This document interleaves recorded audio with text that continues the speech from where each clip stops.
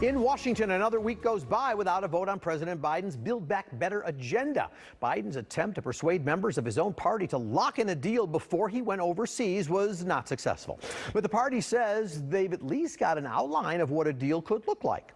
The pared-down plan still includes free preschool, expanded Medicare coverage, and increased grants to help reduce college debt.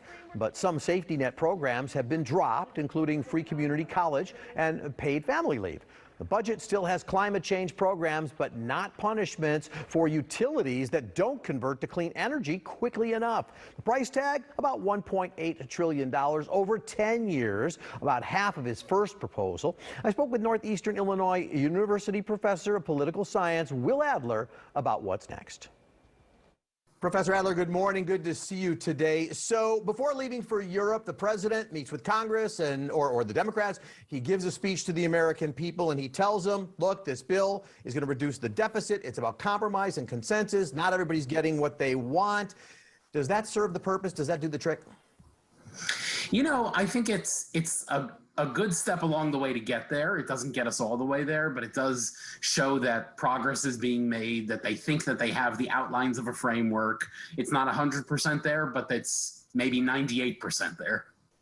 And, you know, Will, when you look at sort of what's in it, and of course it changes daily, so who knows where it goes days from now, but the latest iteration of the Build Back Better piece of this seems to include the universal pre-K, the child tax credit, climate change funding is in there. Looks like they're holding on to Medicare assisting with at least regard to hearing, but not vision, not dentistry. Yeah. So in the end, I mean, is this a win for Democrats as they try and sell it? It sounds like the president wants to focus on what is in the bill and not what didn't make it. Sure. And, you know, as all good politicians do, they'll do the best job they can to try to sell it to the public.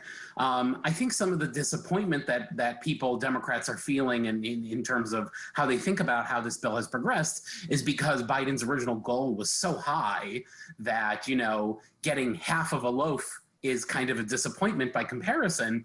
But if you just look at those particular items, each on their own merits, each one by itself would be kind of a big deal. Put together, it's a really big bill. It would do a lot. It would spend a lot of money in a lot of different areas. It would raise taxes in various areas.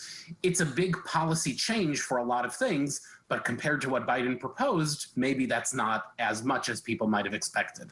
And of course, the two people on everybody's lips is Sinema and Manchin, because they can't seem to agree on things. And yes, two people or even one person can hold up the entire Senate. But in terms of the pay for this thing, the president, even in his speech before leaving for Europe, made the point, if you're making over $400,000, you won't pay anything. But the latest iterations we hear is that actually only billionaires, you have to make $100 million for 3 years in a row before this even touches you. But I didn't hear the president tout that. Where do you think that all ends up? It's an interesting question because I feel like they made such a big deal about the 400,000 number because the president's original proposal was specifically about income tax rates above that. But now it sounds like they're trying to do it in such a way where they barely hit anybody who's not extraordinarily rich, or corporate tax changes or enforcement changes with the IRS.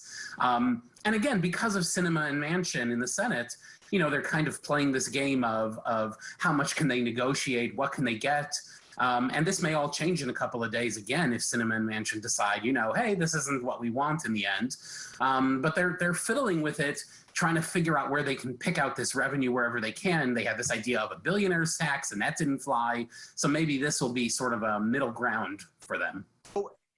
And how critical to the Democrats' 2022 chances is passing a bill? I know you're going to say it's very important, but let me start with this premise and the first question, which is the problem is everybody seems to know what it costs. We hear about that, but most Americans, including Democrats, don't seem to know what's in it. And to be honest, I've had Democratic members of Congress on here who admit Democrats have not been good at explaining what's in the bill. Yeah, I mean, the sales pitch is obviously going to be interesting. I would say this, though, you know, Bill Clinton, back in his first term in office, you know, he tried to pass a massive expansion of the social safety net, Clinton Care, to reform the healthcare system. He failed, and his party lost in the midterm election. Barack Obama, in his first term, tried to pass a massive expansion of healthcare. He succeeded, and his party got lost in the midterm election. I'm not sure there's a correlation between legislative success and actually doing well in the midterms. Usually the president's party suffers in the midterms. The question will be how much suffering. All right, Will Adler, author, tenured professor, thanks for your insight this morning. We'll watch what happens and we'll talk to you as it goes on. Thank you, sir. Thank you. All right, one more break and we'll be right back.